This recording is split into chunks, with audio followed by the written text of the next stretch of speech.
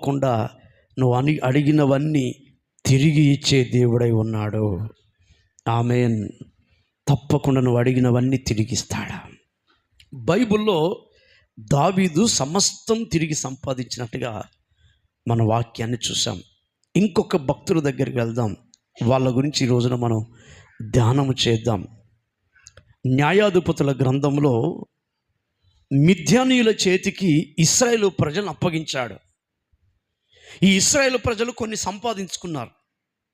ఆ సంపాదించినవి ఏమిటి, ఏం సంపాదించుకుంటే మిద్యానీయులు అనే శత్రువులు ఎత్తుకొని పోయారు.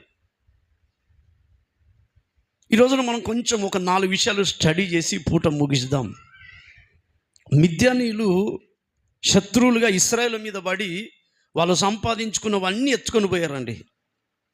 అసలు ఎందుకు ఎత్తుకొని పోయారంటే వీళ్ళు చాలా ద్రోహులైపోయారు. దేవుని మనసు